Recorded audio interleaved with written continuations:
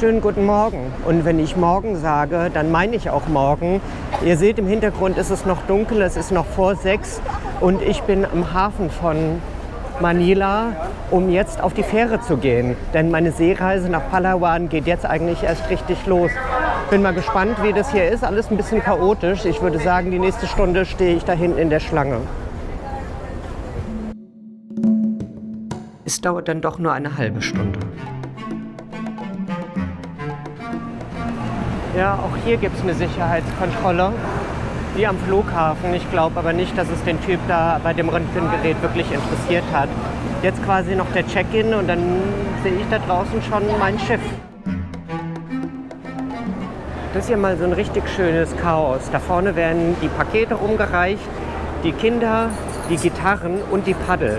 Ich weiß nicht, ob wir Paddel brauchen, ich nehme nicht an, aber es gibt auf jeden Fall Mitreisende, die haben welche dabei. Als ich durch die Tür durchgeschoben wurde, wird noch einmal mein Blatt Papier mit dem Fahrkartenausdruck kontrolliert und dann stehe ich auf der Pier, vor der groß und weiß das Schiff aufragt. Ein typisch bayerisches Schiff mit dem Namen Franz Xaver. Er war der Wegbereiter der christlichen Mission in Ostasien und Mitbegründer der Jesuiten.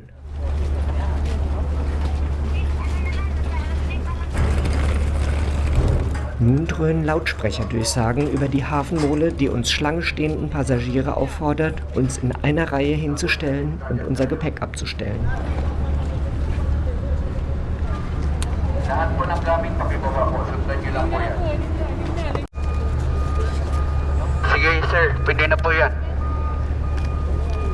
überhaupt nicht verstanden, warum wir alle hier unsere Gepäckstücke... auf den Boden stellen müssen. Das ist aber, dass der Hund dran riechen kann. Bei mir ist er schnell weggelaufen. Dann geht es endlich die Gangway zum Schiff hinauf. Es ist gar nicht so einfach, auf dieser schmalen Brücke zum Schiff das Gepäck hinauf zu schaffen, weil es immer nur schrittweise vorangeht. Als ich durch die schmale Passagierluke ins Schiffsinnere trete, ist es dort wenigstens schon mal kühler. Noch einige Stewards kontrollieren meine mittlerweile schon recht zerfledderte Fahrkarte und schicken mich dann mit dem Gepäck jeweils eine Treppe höher. Dann bin ich auf dem Passagierdeck angelangt und mir wird der Schlafraum mit den Kojen angezeigt. Home sweet home, sage ich da nur. Ja, hier ist also der Schlafraum. Immerhin gibt es einen Blick nach draußen. Ich werde später versuchen, noch eine Koje mit Seeblick zu bekommen, weil momentan ist meine Koje leider hier mitten im Raum. Das kann so nicht bleiben.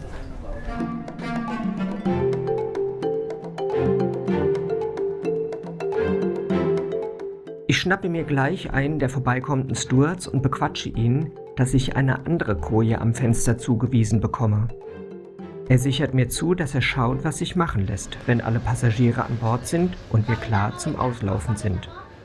Bis dahin mache ich es mir in meiner hoffentlich vorläufigen Koje behelfsmäßig bequem. Dann ertönt über den Bordlautsprecher die Durchsage, dass nun die Bettwäsche ausgegeben wird. Leute, ihr glaubt's nicht, aber ich bin jetzt stolze Besitzerin von einem Kopfkissenbezug. Als Pfand dafür wollten sie meinen Reisepass haben, aber ich gebe natürlich nicht für einen Kopfkissenbezug meinen Reisepass aus der Hand. Dann hat es ein Pfand von 100 Pesos auch getan, das ist 1,50 Euro. Dafür würde ich das Kopfkissen sogar behalten.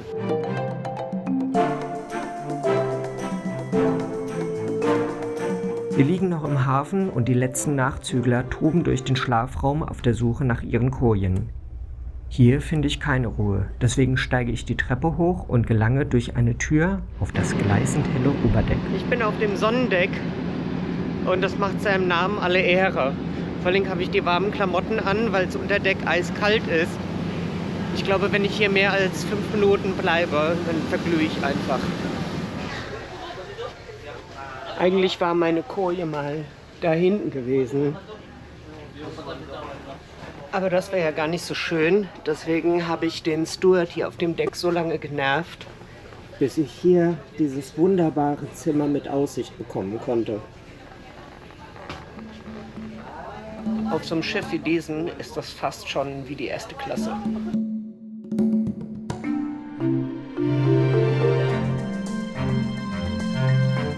Als ich am Nachmittag aufwache, sind wir längst ausgelaufen. Als ich auf die Karte schaue, haben wir schon fast die große, kreisrunde Bucht von Manila verlassen. Ich will mich nun etwas auf dem Schiff umsehen. Es ist Musik zu hören, ich gehe ihr nach und komme so in die Messe, also den Speisesaal des Schiffs. Unüberhörbar gibt es eine Karaoke-Maschine an Bord. Also hier geht es schon schwer voran und es ist erst 4:30. Aber die Filipinos brauchen natürlich keinen Tropfen Alkohol, um richtig in Singstimmung zu kommen. Ich bleibe beim Kaffee, deswegen sind die hier alle auf der sicheren Seite. Aber jetzt erkunde ich mal das Schiff ein bisschen, weil viel habe ich noch nicht gesehen, außer dass ich gefunden habe, wo die Toiletten sind.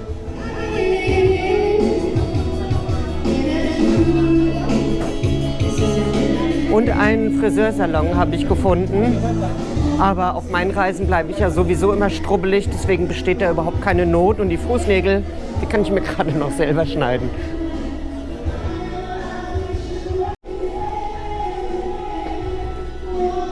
Ja, es gibt auch Einzelkabinen hier. Das wusste ich nicht, das habe ich bei der Buchung auch nicht gesehen. Das ist ein bisschen schade. Ich hätte mindestens gerne mal gewusst, was die kosten. Vielleicht ein bisschen über meiner Preisklasse, aber da hat man dann natürlich noch ein bisschen mehr seine Ruhe. Ich glaube aber, ich habe mich hier in meiner Jugendherberge auf See auch ganz gut eingerichtet. Das war ja auch ganz schön, das kenne ich so nicht. Aber hier wurde über Lautsprecher vor der Abfahrt des Schiffs im Hafen von Manila nochmal gebetet. Das ist eigentlich ein ganz schöner Brauch. Auf jeden Fall schafft es Gottvertrauen.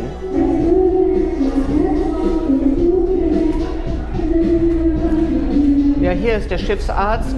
Also, wenn später der Seegang ein bisschen größer wird, dann kann man sich da sein Tablettchen holen.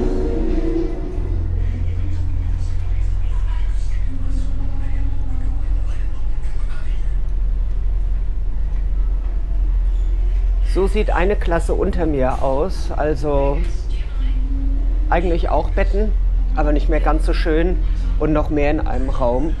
Aber hier könnte man es eigentlich auch aushalten. Es hat aber überhaupt keinen großen Unterschied gemacht. Es war, glaube ich, 3 Euro günstiger. Und warum soll man daran sparen?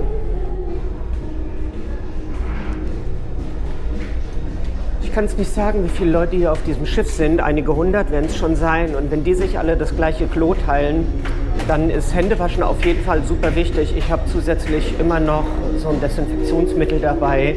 Man kann sich dann nämlich echt schnell so eine Magen-Darm-Geschichte einfangen und die dann an Bord zu haben, wo man sich mit anderen das Klo teilen muss, ist schon echt unangenehm.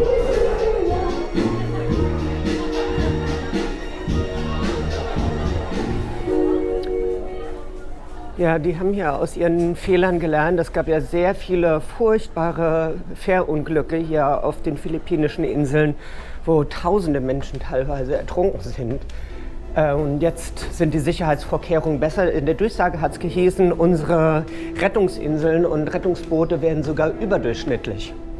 Ich hoffe, wir müssen überhaupt nicht rausfinden, was Durchschnitt ist und was überdurchschnittlich ist. Wenn ich heute in ein Hotel komme oder an Bord eines Flugzeugs, schaue ich immer möglichst bald nach, wo der nächste Notausgang ist. Auf dem Schiff ebenso. Wenn es hart auf hart kommt, kann das den Unterschied zwischen Sein und Nichtsein ausmachen. Große Doppeltüren führen vom Passagierdeck hinauf zum Sammelpunkt für die Rettungsboote an Deck. Unterwegs stoße ich auf eine andere Sorte Rettungsmittel, die schon jetzt in Anspruch genommen wird. Auch lebensnotwendig in der heutigen Zeit ist natürlich die Ladestation für die Handys. Ohne die geht es hier überhaupt nicht. Ich habe Gott sei Dank meine Powerbank durch die Flughafenbestimmungen durchgekämpft, sodass ich hier ein bisschen autark bin. Aber für meinen Computer brauche ich es natürlich trotzdem. Der hält irgendwie so 3-4 Stunden, je nachdem, was ich mache, und dann ist er alle. Das wird bedeuten, ich muss mich dann heute Nacht, wenn ich ihn leer gearbeitet habe, mal 2 Stunden hier mit Kleingeld bewaffnet an so eine Charging Station setzen, um mich wieder arbeitsfähig zu machen, weil ein bisschen arbeiten muss man natürlich auch. Man kann nicht immer nur Schiff fahren.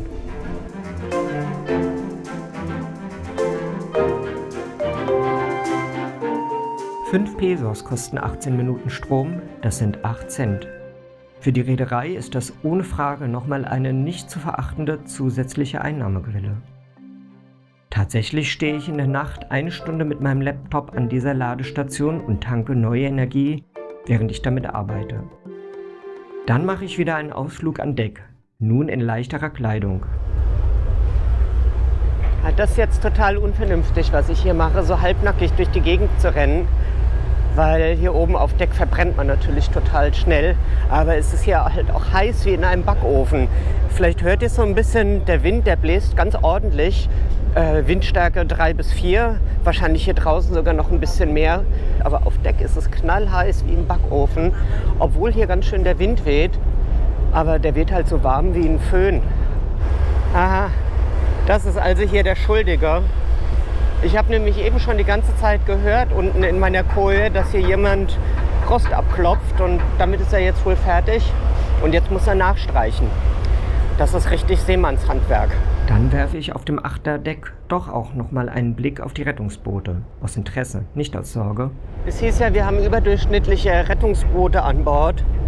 Von außen sehen sie meiner Meinung nach durchschnittlich aus. Vielleicht haben sie ja Sonderausstattung, vergoldete Türklinken von innen oder sowas.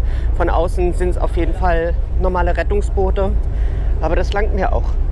Lieber Rettungsboote als keine Rettungsboote. Sowas gibt es nämlich leider auch immer noch mal. Bei der Sicherheitsdurchsage hatten sie erzählt, dass unsere Rettungsboote überdurchschnittlich wären. Aber es geht ja oftmals gar nicht so um die Rettungsboote. Das weiß man von leider vielen Schiffsunglücken, wo die Rettungsboote zwar da waren, aber halt einfach nicht losgekommen sind. Deswegen zeige ich euch jetzt mal ein paar Punkte, worauf es außer den ordentlichen Rettungsbooten natürlich auch noch ankommt. Nämlich zum Beispiel auf solche Hebel. Wenn die nicht ordentlich weggehen und sich runterklappen lassen, dann kommt hier dieser Stempel nicht frei, der das Rettungsboot hält. Und die Frage ist also, geht dieser Bolzen hier raus, um den Hebel freizugeben?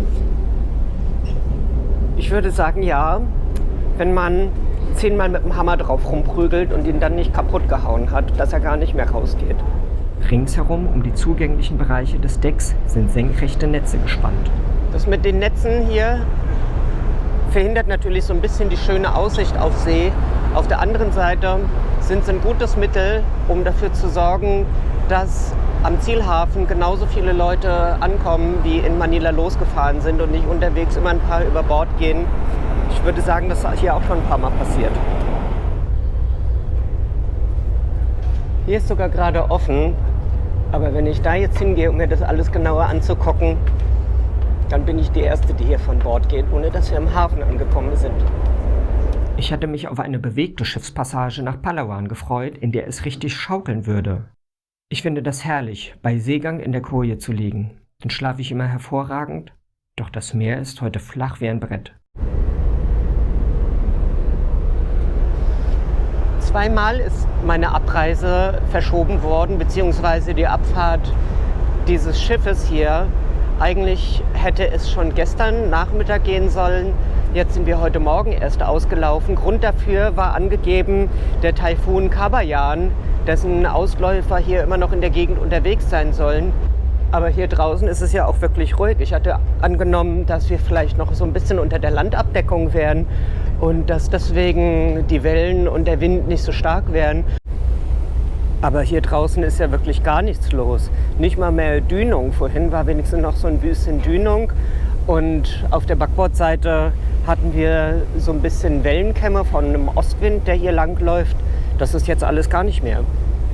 Später finde ich raus, dass der Grund für die verschobene Abfahrt nicht die rauen Bedingungen auf See waren, sondern der Dominoeffekt, den der vorhergehende Taifun ausgelöst hatte. Durch den Sturm waren viele der Schiffe in den Häfen der riesigen philippinischen Inselwelt festgehalten worden und es dauerte, bis sie alle wieder ihre Heimathäfen erreicht hatten. Auch mein Schiff war zu seinem regulären Abfahrtstermin noch nicht wieder in Manila angekommen. Nun habe ich das Schiff ausreichend erkundet und ich schaue der Sonne hinterher, die im südchinesischen Meer versinkt.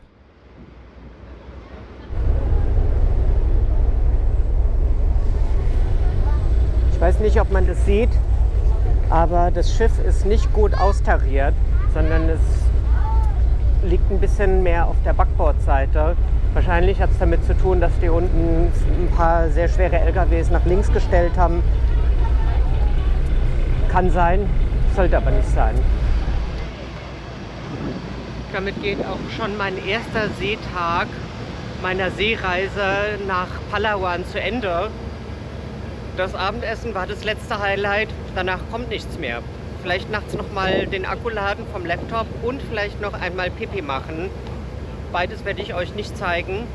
Morgen sehen wir uns zwischen 6 und 8 zum Frühstück.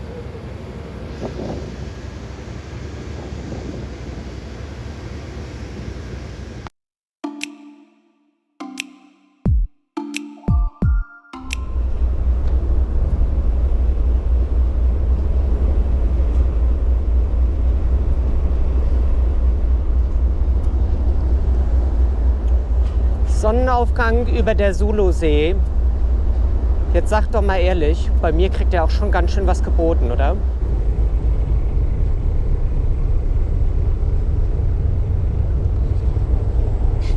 Ich finde das berührend, wenn ich Menschen sehe, die genauso wie ich auch verträumt aufs Meer rausschauen.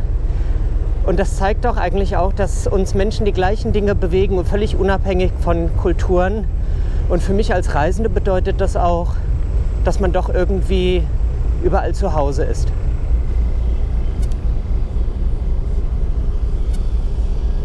Heute Morgen muss man ein bisschen aufpassen. Das Deck ist nämlich ganz schön nass und glitschig. Aber es ist schon wieder wahnsinnig schwül. Ich habe noch die Klamotten für die Klimaanlage und für die Nacht an. Da muss ich jetzt mal gleich raus, sonst explodiere ich. Das erste Mal ist jetzt auch die Hauptinsel von Palawan in Sicht. Unter Deck herrscht schon Aufbruchsstimmung. Die Mitreisenden räumen ihre Kojen und suchen ihr Gepäck zusammen. Gegen Mittag sollen wir in unserem Zielhafen Puerto Princesa auf Palawan einlaufen.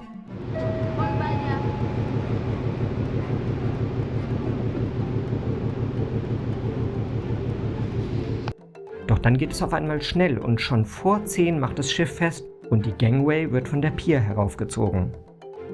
Ein letztes Mal herrscht Gedränge auf den Abgängen hinunter zur Passagierluke.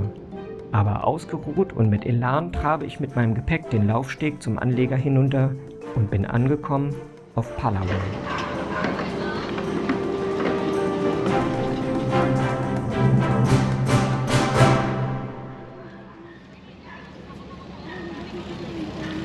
Ja, 30 Stunden auf der Francis Xavier sind vorbei von Manila nach Coron, nach Palawan. Ich bin angekommen.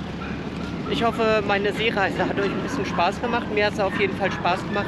Ich muss schauen, dass ich aus der Sonne komme, weil es ist jetzt genau der höchste Sonnenstand. Aber wir sehen uns ja eh im nächsten Video. Ich hoffe, ihr seid dabei. Also bis bald. Ciao, ciao.